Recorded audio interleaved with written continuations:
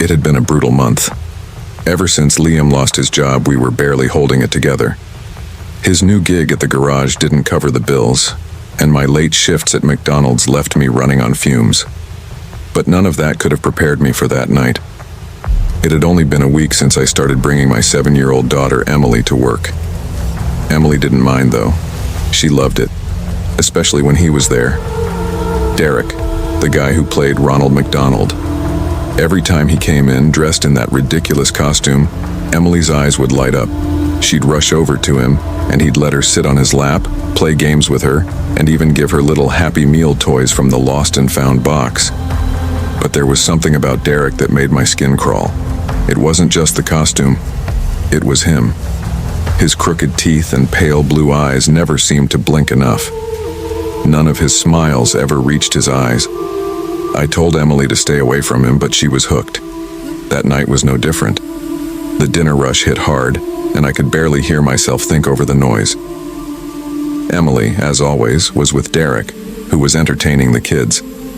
He cracked a joke, and the children erupted into giggles. It was just a second.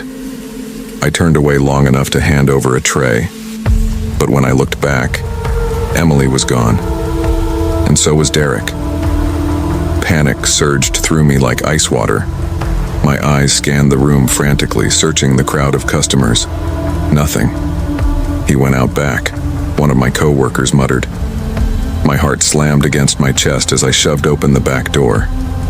The alley yawned before me, dim and cold. "Emily!" I yelled, running like a woman possessed. Silence. She wasn't in sight. "Emily!" I cried again. Then I heard it, a quiet sobbing, mingled with the soft cooing of another voice from behind the dumpster. "It's all right, dear. You're all right. We don't have to tell Mommy, okay? She'd just worry unnecessarily." Derek. I froze, my heart pounding against my ribs. His words made my blood run cold, and every fear I'd ever had about this man came rushing to the surface. Emily sniffled. "But what about all the blood? It's all over my dress. Mommy's going to be mad." I bolted toward the dumpster, my mind filled with every nightmare imaginable. I rounded the corner, and there they were. Emily was sitting on Derek's lap, her dress smeared with dark red stains. She was crying, and his hands were covered in blood. I saw red. I didn't even think. I grabbed a nearby rock and hurled it at him. "You sick monster!" I screamed, lunging at him to pull Emily away. "I knew it, you pedophile!" The rock hit him squarely in the shoulder. Derek barely flinched. His pale blue eyes widened, but that unnerving calm remained. "Lisa, wait," he started, but I wasn't listening. "How could you do this to a 7-year-old? I screamed, my hands shaking. "Get away from her." At that moment, some co-workers rushed out, drawn by the commotion. They froze, taking in the scene, the blood, Emily's tears, Derek's unnerving calm. "Follow me," Derek said quietly, standing and walking toward the dumpster. Behind it lay something small and furry in a pool of blood. A raccoon. "He attacked me, Mommy," Emily sobbed. "Derek, he saved me." The world tilted beneath me. My breath caught in my throat as reality crashed into me like a tidal wave. Derek had saved my daughter. I stumbled back, my hands trembling. The rock slipped from my grasp as guilt consumed me. I didn't know," I stammered, my voice breaking. "I thought..." Derek's pale blue eyes softened, and he gave me that crooked smile, the one I'd always hated. But now, it looked different, kinder somehow. "It's okay, Lisa," he said quietly. "I get it, I know how I look. People judge me all the time." I felt like a fool, a complete and utter fool. I had judged him, hated him because of the way he looked, because he made me feel uneasy. And in the end, he had been the one to protect Emily when I hadn't been paying attention. "I'm sorry," I whispered, barely audible. Derek just smiled again. "No need to apologize. I'd judge me too, if it were my kid." That night, as I held Emily close, I realized how deceiving appearances could be. Sometimes the people who seem the scariest are the ones who save you. And sometimes the ugliest things are just shadows of our own fear.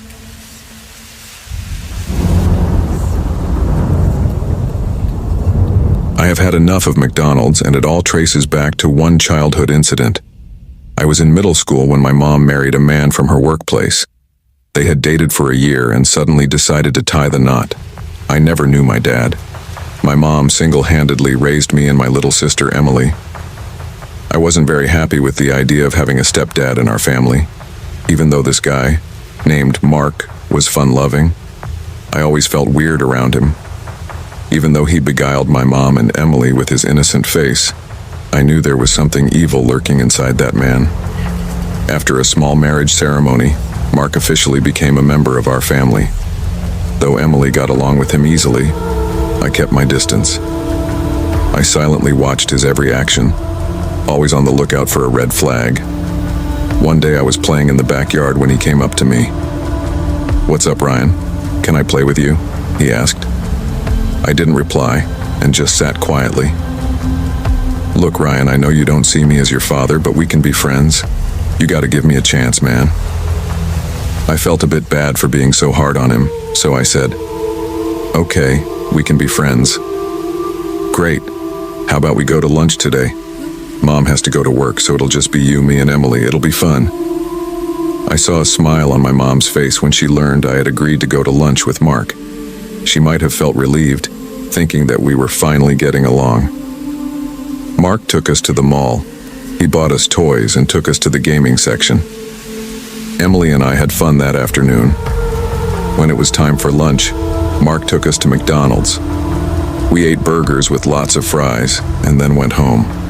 After that day, whenever we ordered food or went out to eat, Mark always took us to McDonald's. It started to feel freakishly weird after a certain point. Sometimes for breakfast, he would get sausage and muffins from McDonald's. For lunch, he'd order a bacon double cheeseburger. Most weekends, he ate his favorite meal, a Big Mac and fries. He clearly enjoyed the food, but whenever I saw him munching on a burger, I felt creeped out. He used to take big bites while staring at us in a very unsettling way. It was as if he wasn't just eating with his mouth, but also with his hungry eyes. Eventually, we couldn't bear this obsession anymore. We started avoiding eating at McDonald's, but Mark didn't take it well. He started behaving like a completely different person, as if we had betrayed him. One night, my mom wanted to order food from a local Chinese restaurant. Mark immediately got furious. "But why not McDonald's? We all eat from McDonald's." "Mark, I think we've had enough McDonald's food. The kids want to try something else now." "Yeah, right. Why don't you just be honest with me?" he snapped. "Honest about what?" "That they're sick and tired of their stepdad. You all don't want to eat with me anymore. You want to kick me out of this family, right?" He stormed out in his car and didn't return for 2 days. My mom kept calling him, but he didn't respond. One Saturday evening, Mark finally came back. He looked deranged, like he hadn't slept in days. His eyes were puffy and his hair was disheveled. He brought burgers and fries from McDonald's and ate alone, sitting at the kitchen table while giving us that same creepy stare. After dinner, we all went to our rooms. Mark slept on the living room couch. My mom, too tired to pick another fight, decided to confront him in the morning. Emily and I shared a bedroom right beside the living room. I don't remember what time it was, but I heard our bedroom door creak open. Light from the hallway spilled into the room, and I could see a figure standing near the door. I could tell it was a man, but his face was shrouded in darkness. Emily was scared of the dark, so we always kept a small table lamp on at night. As soon as the man stepped into the room, I recognized him. I blinked in surprise. It was Ronald McDonald. He stood there silently, staring at us. He didn't seem to realize I was awake. In the dim light, he crept closer to Emily's bed. From where I lay, I saw him reach out and grab her with his strong hands. Suddenly, he started shaking her violently, chanting, "I'm loving it, I'm loving it." Emily screamed, and I quickly turned on the lights. To my horror, I realized it wasn't Ronald McDonald. It was Mark, dressed as the clown. "Let go of my sister, you freak," I yelled. My mom rushed into the room, alarmed by the commotion. "What the hell are you doing?" she screamed. Mark released Emily and bolted toward the window, shattering the glass as he leapt through it. Although it was a ground floor window, shards of glass cut his face, leaving a bloody mess. Outside, he stood up, grinning maniacally. His face was a horrifying sight, smeared with blood and insanity. He gave us an ear-to-ear smile and said, "How can you not love McDonald's? Because I'm definitely loving it." He laughed like a madman before running off into the night. My mom filed a restraining order against him the next day. I don't know what he would have done if she hadn't been home that night. It took Emily months to recover from the trauma of that night. My mom divorced Mark and hasn't dated anyone since. I know she still blames herself for bringing him into our lives. As for Mark, I don't know where he is, and I don't want to know. Mark, if you're watching this, I dare you to come near us again. I'm more than capable of teaching you one final lesson, one I couldn't last time.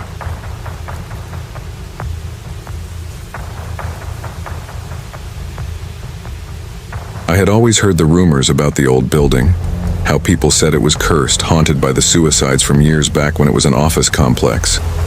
But it was 2024 and I was working at McDonald's, not some horror movie set. Yet that night changed everything. It was a Tuesday, dead slow as usual. I texted my boyfriend, Chris, to come by. We were both barely making ends meet, and on some nights, I'd just stay late so we could have our dinner date right there in McDonald's. It was getting late and there was no sign of him. I stood behind the counter scrolling through my phone when I saw a shadow moving toward the door. Finally, Chris. I decided to mess with him. Crouching behind the counter, I prepared to jump out and scare him as soon as he walked in. The bell above the door chimed softly as it opened. I held my breath, but nothing. No footsteps, no sounds. I waited, counting the seconds in my head. 5, 10, 15. Still nothing. "Chris?" I whispered, peeking over the counter. The dining area was empty. The door had closed, but no one had come in. My heart fluttered with sudden unease. I stood up slowly, scanning the room. Maybe he's messing with me, I thought. That has to be it. I walked around the counter, checking the tables, even the bathroom door. "Chris, seriously, this isn't funny." No answer. Just the low hum of the machines and the weight of the empty restaurant pressing in on me. Then, out of nowhere, there was a loud crash outside. My heart jumped, and I rushed out to see what had happened, fearing the worst. What if Chris was hurt? The parking lot was empty, but a trash can lay on its side. The metal bent as if something had fallen on it from above. I stood frozen, staring at it. There was no one around. No cars, no wind, no reason for it to be knocked over like that. I hadn't even heard any footsteps. Just as I was about to head back inside, I heard someone call my name. "Amber!" I spun around to see Chris sprinting toward me, out of breath and pale as a ghost. He grabbed my arms, his eyes wide with fear as he looked around desperately. "Did you see that?" "See what?" "I saw someone jump, Amber. From the roof. Right here." He pointed to the top of the building, his voice shaking. I followed his gaze to the roof, but there was no one there. "There's no one up there, Chris. You're freaking me out." "I'm serious. Someone jumped from the roof. They should have fallen right here." The look in his eyes told me he wasn't joking. I glanced back at the trash can, the dent in the metal. I had heard the loud sound too, but I didn't want to believe it, much less tell Chris about it. "Come on, let's go inside," I said, pulling him toward the door. "It's probably just..." Suddenly, a figure moved in the window reflection behind us. I froze. We spun around, but the parking lot was still empty. Nothing. I locked the door behind us in a hurry. "It's just your imagination," I muttered, trying to convince myself more than him. Chris glanced toward the kitchen. "Is Marco still here?" His voice was tight, like he was trying to stay calm. "Number, he left an hour ago. Why?" "Then who else is doing the graveyard shift?" "No one. It's just me." Chris's face paled. "I swear I just saw someone walk into the kitchen." I turned to look. my stomach dropping. The door to the kitchen was swinging, ever so slightly, like someone had just passed through. "Probably one of those kids," I said, trying to sound confident. "They get high and sneak in to steal burgers sometimes." But something didn't feel right. The air felt off, thick. I walked into the kitchen, my nerves on edge. There was no one there. Chris followed, equally puzzled. Then suddenly the fryer turned on by itself, the oil bubbling violently. I jumped back, my heart slamming in my chest. What the hell is happening? Chris didn't answer. He was too busy watching the fryer as the heat climbed higher, smoke curling from the oil. Just then, a loud bang echoed through the kitchen. Metal spatulas and pans fell, crashing onto the floor. "Amber, we need to get out of here." Chris's voice shook as he backed away. I ran to the fryer, trying to shut it off, but the buttons wouldn't work. As I pulled away, the lights flickered. My breath caught in my throat. In one of those flashes, I saw something. Someone standing in the doorway to the kitchen. A figure, tall and shadowed, watching us. The lights came back on and it was gone. Chris grabbed my arm. "Let's go." We sprinted outside. My hands were shaking so badly I dropped the keys twice. We got into Chris's car and sped away. As we drove, I glanced in the rearview mirror. My heart stopped. There in the window of the McDonald's stood a figure, dark with glowing white eyes, watching us.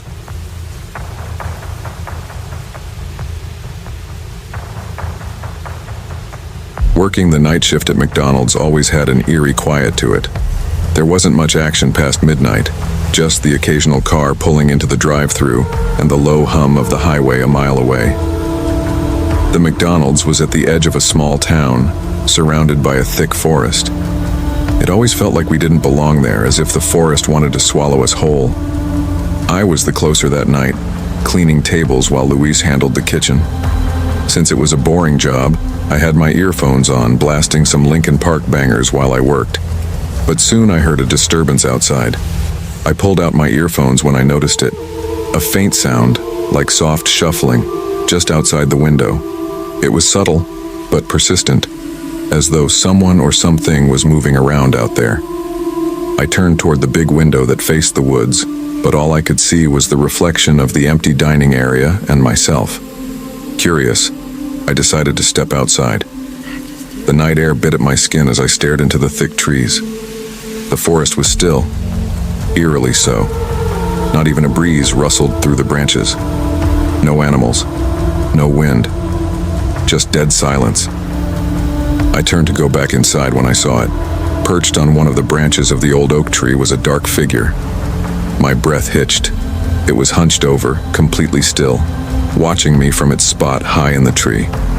I could barely make it out, but it was there, unmoving. My chest tightened. Without thinking, I backed away toward the door. Suddenly, there was a violent rustling from the tree, like something big was shifting. I stumbled backward, my heart pounding in my throat. I ran inside, slamming the door behind me. "Luis, you gotta come out here, man. There's something outside," I yelled, my voice shaking. Luis, who was scrubbing down the fryer, barely lifted his head. "What now?" "Just come. There's something strange in the tree, I swear." He rolled his eyes but followed me to the front. I pointed to the oak tree outside the window, but the figure was gone. Nothing but empty branches swaying ever so slightly. "Dude, you're seeing things. It's probably an animal," he said. It wasn't a damn animal. It was something else. Like one of those skinwalkers Jeremy used to talk about. I muttered, my voice shaking. But I couldn't explain it. Not really. Luis shrugged and went back to cleaning, leaving me staring at the tree. The rest of the shift was tense. Every creak, every little noise made me jump, but I tried to convince myself I was just tired. By the time we finished, I just wanted to get the hell out of there. Luis walked ahead while I fumbled with my keys as we reached my car. Just as I slid into the driver's seat, Luis stopped dead in his tracks. "Hold up. Who's that?" he said, his voice low. I froze, looking up. He was staring off into the forest, past the dim glow of the lights, toward the edge where the trees loomed. "What do you mean? There's no one there." I said. "He's right there, man. Standing by the trees, he's waving." A cold sweat broke out on the back of my neck. I strained my eyes, but all I saw were the trees, thick and unmoving in the darkness. "Luis, there's no one there," I whispered. "Just wait. Where did he go?" Before I could respond, the tree branches above the car began to shake violently, as if something huge was thrashing through them. "What the hell is that?" Luis yelled, his voice cracking. "We need to go. Now," I shouted. I started the car and Luis jumped in. But before I could shift into drive, something landed on the roof with a sickening thud. The entire car rocked, the metal groaning under the weight of whatever had dropped on us. Luis screamed. My chest tightened. I couldn't move, couldn't breathe. "What the hell is that?" he stammered, his eyes wide, hands gripping the dashboard. "Just drive, drive!" I slammed my foot on the gas. The tires screeched as we tore out of there. We didn't speak the entire drive back. My hands were shaking the whole time. The next morning, we returned to check the security footage, half expecting to see something, anything, that would explain the night. We fast-forwarded through the hours, but the cameras didn't show anything. No figures, no thrashing trees, just empty footage. As we walked back to the car, my stomach dropped. On the roof of the car were claw marks, deep, jagged scratches etched across the metal, like something had tried to tear its way inside. I swallowed hard. That's when I noticed something wedged into the window frame. A note. Scrawled in smudged, shaky letters were the words, "We watching."